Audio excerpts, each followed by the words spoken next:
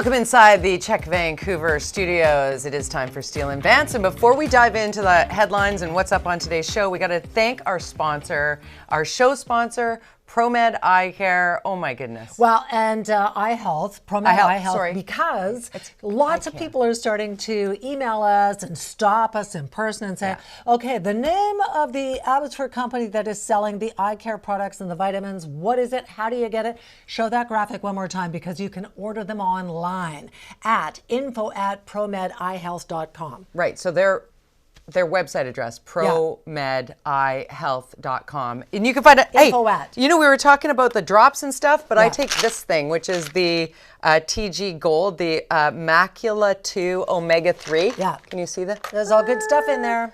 But this is the one I was telling you about. I take it every day. I'm feeling it. We also have to give a shout out to the folks at Birch Block Vineyard who dropped off some delicious rosé, because it's almost the end of summer.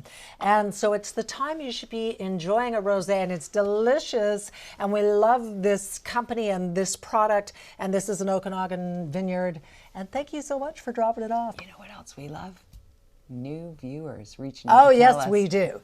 We got the best email the other day, so let me show it to you. This was from Deborah. You two are hilarious. I decided to watch your show tonight for the first time. I'm totally satisfied. You two speak my language. Yes, we do. So funny. And yes, I too feel like I'm hanging out with my best friends. You are both so real and so much fun. Deborah, thank you so much for watching. Thank you to everyone for watching. We have tons of viewing party photos coming up in a sec. Later We've got to in do the show. senior tin cup before we get into. Okay, so another viewer of the show is a woman named Sharon Elliott, and she has started up this new sort of awareness group called Tin Cup for seniors, because seniors in BC have not had a raise to the guaranteed income supplement in a couple of years, and they're suffering. Yeah. Just like a lot of people are. So they had a rally just a couple of weeks ago, and if you would like more information, want to help them out, Tin-Cup 2023 at outlook.com. We got to take care of our seniors because they took care of us. Amen to that. Here's what's coming up on Steele and Vance today. We are going to talk about, well, politics, to be honest with ya. Yeah, did you see that Pierre Poilievre, the Conservative leader, caused a little bit of a flap when he was flying on WestJet and they allowed him to take the microphone and make an in-plane announcement? It was mostly Conservatives on the plane. People were freaked out, and the union was mad about it and wanted an apology. And Poilievre said, "No, I should get an apology from you." No. And then Brittle Star, who's the social media phenom, Canadian comic, put out this video. Hi.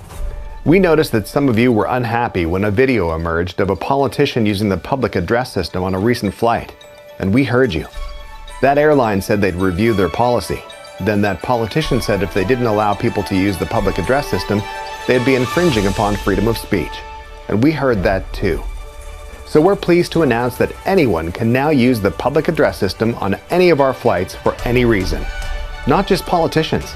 Birthdays, testing out some new stand-up material, marriage proposals, fart contests. Fart contest. There you go. Brittle Star. So funny. It's coming on the show. Brittle Star, his name is actually Stuart Reynolds. And No relation. Is brilliant. No relation to Ryan Reynolds, your boyfriend? My boyfriend. Anyway, Brittle Star has a book out. He's joining us. Super excited about What's the that. book called again? Stupid Apocalypse. Stupid never- Apocalypse. Stupid we're gonna Apocalypse. Mess this up. Stupid Apocalypse. We'll talk about. Well, he'll train us later. Hey, also big bombshell with the Prime Minister standing up and accusing interference. Yeah. Accusing India of having something to do with the assassination of a major Sikh temple leader in Surrey, rather. And so this has been a huge deal. He's looking for support from the allies. So we're going to check in with our favorite Washington correspondent, Reggie Cecchini, on that, and Trump and Zelensky, who's also coming to Canada. Biden, tomorrow. impeachment. Yeah. Oh my gosh, there's so much to get to. Also, it is time for... I don't know about you. Well, yes, I do. We have talked about this. Yes, we were both deeply distressed to see the really nasty, toxic, violent, anti-LGBTQ, anti SOGI rallies that happened right across Canada. There were thousands of people here in BC. And you know what? Someone is going to get killed, and you're telling a lot of people in this community that they don't matter and they're not allowed to be who they are. So we reached out to a teacher in Surrey. She's a queer teacher, Anti Ohana. Yeah, she's amazing. She was at these demonstrations and at the counter demonstrations. She taped a little spot for us late yesterday. When she got back, she's exhausted and really concerned. Hello, Jody and Lynda. I am so excited to join you, and I've just come back from a very, very long day, about an 8-hour counter protest. We stood strong against the voices of hate, because what I saw today was worrying, that instead of actually having dialogue about what sexual orientation and gender identity, SOGI 123, actually mean in our everyday classrooms, instead I saw parents egging on their kids, because we had a lot of kids in Surrey that were putting up middle fingers, that were screaming obscenities, assaulting, especially BIPOC counter protesters. It was quite ugly to see. But I hold strong in our belief that in having these conversations, we can show people that human rights is the way to go, that all people have human rights, and I cannot wait for our conversation. So referencing our conversation, Annie's going to join us here in studio on the program to talk about this further. And the real piece of this, as a mom who sat when SOGI first came onto the scene as part of the curriculum for teachers to be educated, this is not some kind of indoctrination. It is so steeped and rooted in disinformation and misinformation. It makes me crazy as a parent that that is where we've come to. This is a sparkly thing, politicized issue that is trying to flip the script on other things we need to be paying attention to. There is no here. There's no there when it comes to SOGI 123. It helps kids. Stop the hate. It helps teachers. One No second, more Lynda. hate. It helps teachers understand the children who are coming to them needing guidance. It's actually for teachers to learn. This is not teaching kids to become something that they are not. That is my end rant, but we're going to talk about it with Annie Ohana. It gets me hot under the collar. Like you said, someone is going to get killed because of the bigots that are standing up screaming, it just misinformation and disinformation. It makes me nuts. So that was a big Canadian story, international story, actually. True. This 1 million march or whatever. But another big story is the fact that Canadians don't have enough money to buy groceries and rent and pay all the other things. Groceries. And so the Prime Minister said, okay, you know what's happening? We're calling in the big grocers, and they're going to have to tell us how they're going to bring prices down, or they're going to face penalties, taxes. So speaking of sparkly things, are we going to really, is this not maybe Trudeau going, oh, my polling numbers are really crappy. What can I do for everybody in the country? Well, yeah. Hey, a little bit late. Yeah. I mean, a $9 bag of potatoes, that's where we're at. Well, and here's the thing, and I'm not telling you Canadian anything you potatoes. don't know, but the new numbers say that in order to be able to afford to buy a home in the Vancouver area, you need to be making $250,000 million, which is bananas, because I don't. I don't. So probably most of us don't. That's nuts. A lot of people are frustrated.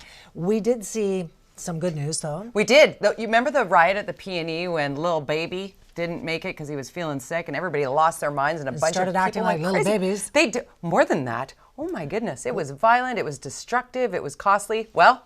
Well, so the police were looking for them. We actually talked about this. They did arrest 15 people and charge them with mischief. The people arrested between the ages of 15 and 22, all but 3 from outside of the Vancouver area. So we had a lot of people coming in from other parts of the province.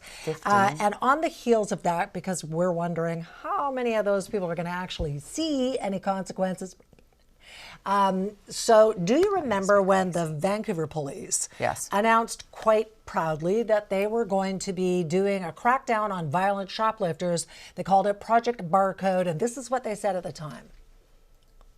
Our crackdown on violent shoplifters continues. Our officers went undercover to detect and arrest thieves targeting retailers in Vancouver. In just 2 weeks, our officers arrested 138 people.